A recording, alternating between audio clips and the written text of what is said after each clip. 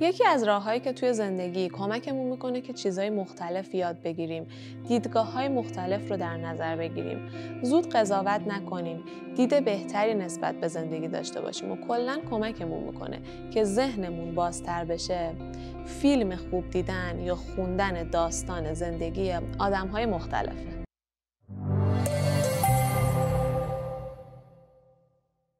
سلام، خیلی خوش اومدین به یه ویدیو دیگه. من مهشاد هستم، روانشناس بالینی. توی کانالم درباره موضوعات مختلفی که کمکمون میکنه که زندگی بهتری داشته باشیم صحبت میکنم. ویدیو امروز یکم با ویدیوهای قبلی متفاوته. توی این ویدیو میخوام 5 تا از فیلم‌های روانشناسی خیلی تاثیرگذار که دیدم و برای خود من خیلی جالب و مفید و تاثیرگذار بوده و فکر میکنم که هر کسی حداقل یک بار باید توی زندگیش این فیلم‌ها رو ببینه رو بهتون معرفی کنم. پس تا انتهای ویدیو همراه هم باشین. اولین چیزی که میخوام معرفی کنم فیلم نیست، یه سریاله، ولی انقدر تاثیرگذار و قشنگ و آموزنده است که همه باید ببینن. سریال This is Us یا این ما هستیم. یه جورایی میگن سریال This is Us مثل یه تراپی یا روان درمانی میمونه برای افرادی که اون سریال رو میبینن. این سریال میاد تأثیر اون تجربه های دوران کودکیمون، تراماها و آسیب هایی که تجربه کردیم، تأثیر اون ارتباطاتی که توی دوران کودکیمون با اطرافیانمون داشتیم، کمبودهایی که داشتیم، لحظه های خوبی که داشتیم، میاد تأثیر همه رو روی بزرگسالیمون نشون میده. داستان سریال اینطوریه که میاد یه خانواده رو قبل از به دنیا اومدن بچه هاشون تا وقتی که بچه هاشون بزرگ میشن، کل دوران کودکیشون، بزرگسالی و تشکیل خانوادهشون نشون میده و به قشنگترین حالت ممکن میاد ادامه پیدا کردن یه سری از الگوهای رفتاری و ارتباطی رو توی نسل‌های مختلف یه خانواده به تصویر میکشه. لحظه‌ها و مشکلات مختلفی که اکثر آدم‌ها توی زندگیشون تجربه می‌کنن، مثل افسردگی، اضطراب، سوگ، مشکلات جسمی و خیلی چیزهای دیگه، تا اون لحظه‌های خوب مثل عشق، ازدواج، تولد، موفقیت و خیلی چیزهای دیگر رو توی این سریال میتونید ببینید. داستان یه روند آرومی داره، ولی انقدر که هر لحظش پر از اتفاقات و چالش‌ها و بالا و پایین‌های مختلف و انقدر که چیزای جدید بهمون یاد میده، آدم رو جذب میکنه. پس اگر این سریال رو ندیدین، پیشنهاد میکنم که حتما شروعش کنید و از اون نکته‌ها و آموزه‌هایی که برای زندگی بهتر بهتون یاد میده استفاده کنید. معرفی بعدی فیلم 12 Angry Men یا 12 مرد خشمگین هستش که من از وقتی که این فیلم رو دیدم دیگه هیچ وقت از ذهنم پاک نشده و همیشه جزو لیست بهترین و تاثیرگذارترین فیلم هایی بوده که دیدم. این فیلم خیلی قدیمیه و اکثر فیلم توی یه دونه اتاق میگذره. ببینید توی یه سری از کشورها اینطوریه که برای پرونده‌های جنایی میان 12 تا از شهروندهای عادی رو به صورت رندوم انتخاب میکنن و اون 12 نفر باید درباره نتیجه اون پرونده تصمیم بگیرن به عنوان هیئت جوری. توی این فیلم هم دقیقاً همینطوریه.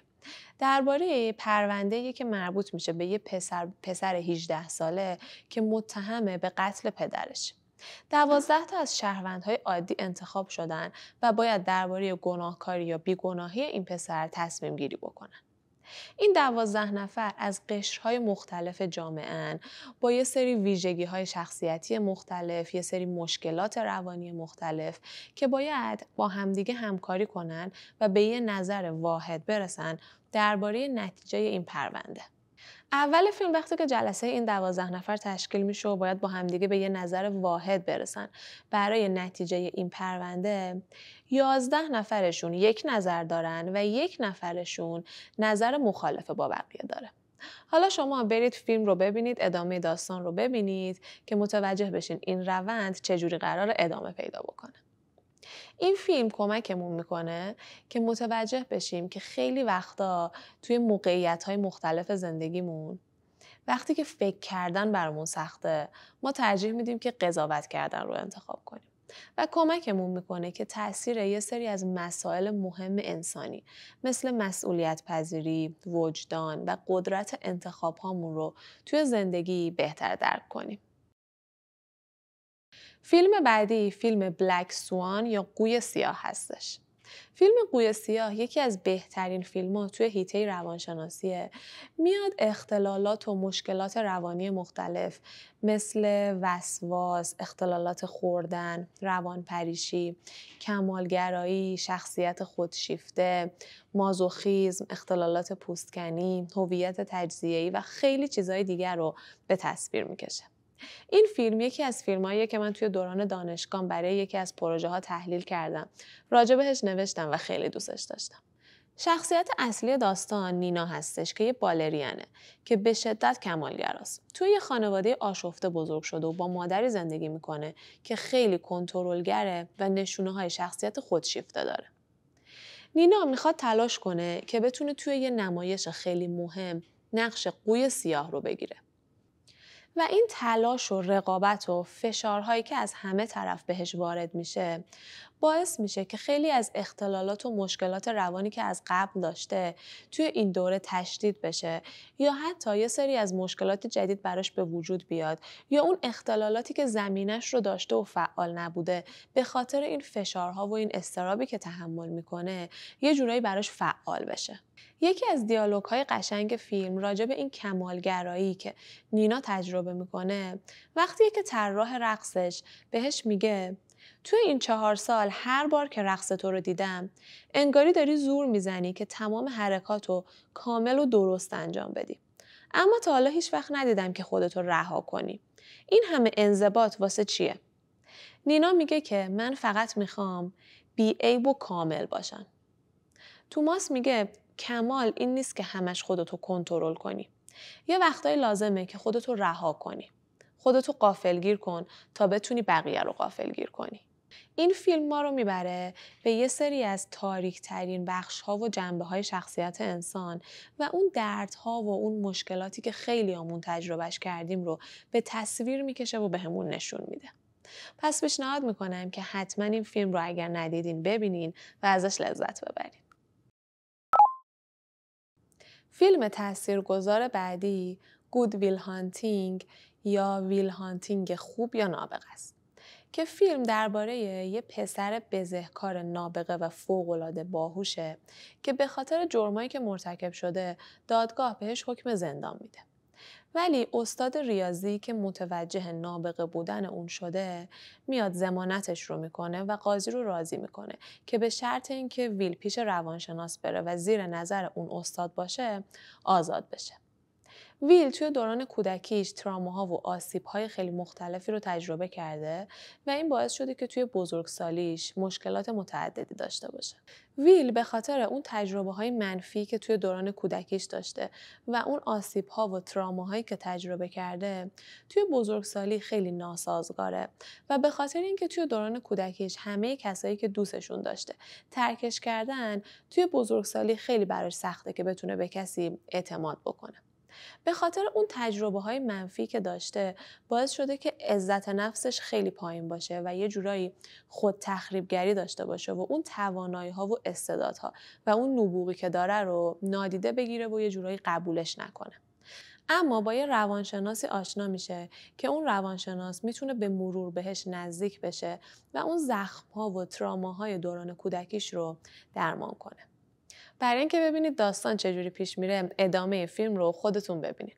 این فیلم بهمون کمک میکنه که با همه سختی ها و تجربه های بعدی که هر کدوممون توی زندگیمون داشتیم، با همه اون عیب ها و نقص هایی که داریم و با همه خوبی ها و بدی ها خودمون و زندگی رو بیشتر دوست داشته باشیم و نترسیم از اینکه توی راه های جدید قدم برداریم و از زندگی لذت بیشتری ببریم.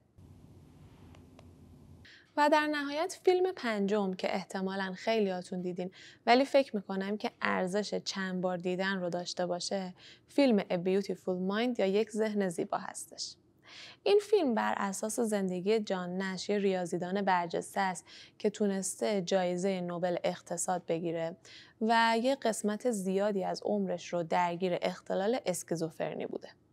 این فیلم میاد همه مراحل زندگی یک نفری که مبتلا به اسکیزوفرنی میشه رو از ابتدا تا زمانی که درمان میشه نشون میده و همینطور بهمون نشون میده که این اختلال چجوری میتونه روی ابعاد مختلف زندگی اون فردی که بهش مبتلا شده تاثیر بذاره.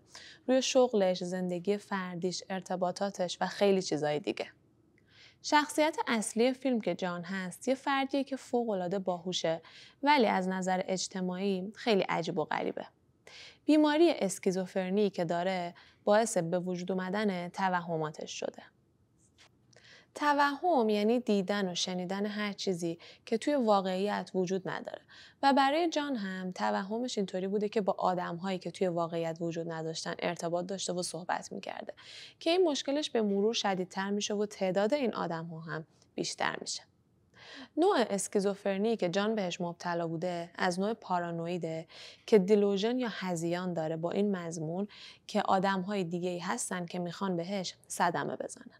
این فیلم اکثر نشونه‌هایی که یک فرد مبتلا به اسکیزوفرنی میتونه داشته باشه مثل توهم، هذیان، عاطفه سطحی یا بلانت افکت، پیدا کردن و دنبال اون الگوریتم‌های مختلف گشتن و خیلی چیزای دیگر رو توی جان به ما نشون میده.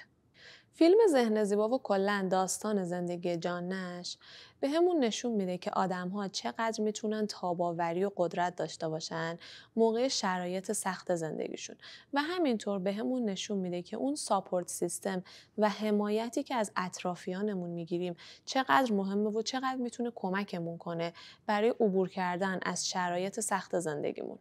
کمکمون میکنه که تلاش کنیم و امید داشته باشیم برای یه زندگی بهتر. مرسی که تا اینجای ویدیو اومدی. میدونم که فیلم های تاثیرگذار و قشنگ خیلی زیاد هستش. اینا فقط 5 تا از فیلم هایی بود که من دیده بودم و خیلی دوستش داشتم و توی ذهنم مونده بود و دوست داشتم که به شما معرفی کنم. شما هم اگر هر فیلمی دیدین که دوست داشتین و فکر میکنید که تاثیرگذار و آموزنده است حتما توی کامنت ها بنویسید که بقیه هم استفاده کنن. یادتون نره که کانال رو سابسکرایب کنید و ویدیو رو لایک کنین. توی ویدیوهای بعدی میبینمتون.